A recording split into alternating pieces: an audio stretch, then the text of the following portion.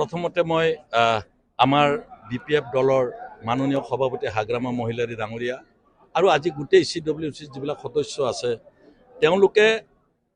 নাম দুটা ঘোষণা কৰাৰ লগে লগে আমাৰ কাম্পা বৰগোহাঁই ডাঙৰীয়া আৰু তেওঁলোকে যি ধৰণে আদৰণি জনাইছে হাগ্ৰামা মহিলাৰী ডাঙৰীয়াৰ সিদ্ধান্তক এছাৰ্ট কৰিছে চবে যে তেখেতে ভাল সিলেকশ্যন কৰিছে আৰু আমিও আশা ৰাখিছোঁ যে আমি এতিয়া বিৰোধী পক্ষত আছোঁ বিৰোধী পক্ষত থকা ৰাজনৈতিক দল হিচাপে আমাৰ আজি যিটো দলীয় কৰ্মীসকলৰ সক্ৰিয়তা সেই সক্ৰিয়তাই বুজাইছে যে আগন্তুক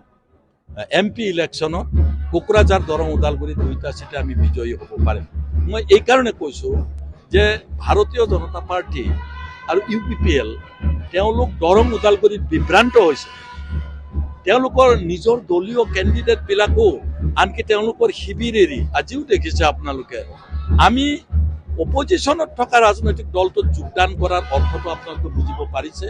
প্ৰমোদ বড়ো ডাঙৰীয়াৰ নেতৃত্বত BTC সুস্থিৰভাৱে চলা নাই আৰু তাৰ ডাঙৰ দুটা কথাই কৈ মই শেষ কৰিম এক নম্বৰ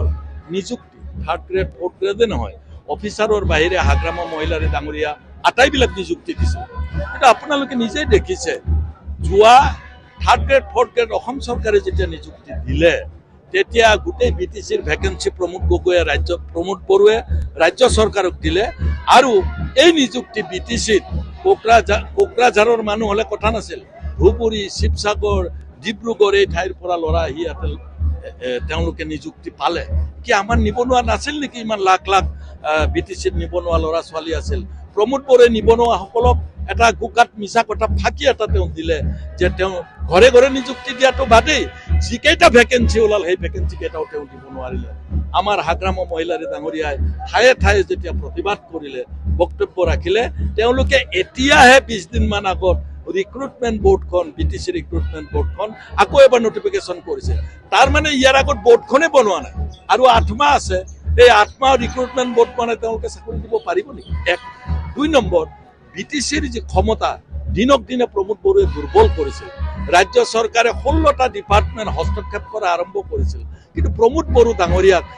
তেওঁৰ গাত হুচেই নাই যেতিয়া হাগ্ৰামা মহিলাৰীয়ে BTCৰ চাৰিওফালে কোৱা আৰম্ভ কৰিলে যে আমাৰ 16টা ডিপাৰ্টমেণ্ট কি কাৰণত তেওঁলোকে ডাইলুট কৰিব বিচাৰিছে ৰাজ্য চৰকাৰে প্ৰমোদ বড়ো ডাঙৰীয়া 1.5 মাহ আগতে এখন নটিফিকেশ্যন উলিয়াইছে সেই 16টা ডিপাৰ্টমেণ্ট ৰাজ্য চৰকাৰে ফিৰাই দিছে প্ৰমাণ হ'ল নে নাই নিযুক্তিৰ ক্ষেত্ৰতো নটিফিকেশ্যন কৰিবলগীয়া হ'ল তেওঁ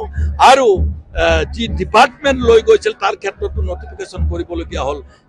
ইট ইজ প্ৰুভ ডেট আমাৰ প্ৰমোদ বড়োৱে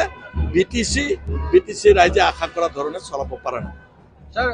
UPPL নেতাসকলে কৈ আছে যে MP ইলেকশ্যনৰ পিছত BPF জিৰ' পাৰ্টিৰ লগত দেখোন UPPLৰ সভাপতি জেনেৰেল ছেক্ৰেটাৰী BJPৰ বিষয়ববীয়াবিলাক BPFত আহিছে এতিয়া কোনে কি হ'ব এতিয়া ট্ৰেক্টৰত তেল নাই BJP কি কয় UPPLৰ ট্ৰেক্টৰত তেল নাই কিবাকে BJPয়ে তেল ভৰাই দিলেহে চলে UPPL অকলে খেলক কোকৰাঝাৰত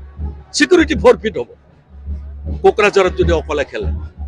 গতিকে তেলটো ভৰাই দিছে ট্ৰেক্টৰত ৰাজ্য চৰকাৰে BJP দলে তেওঁ কোনোমতে ট্ৰেক্টৰখন চলাই আছে আদাৰৱাইজ ট্ৰেক্টৰ পৰি থাকিব তেওঁলোক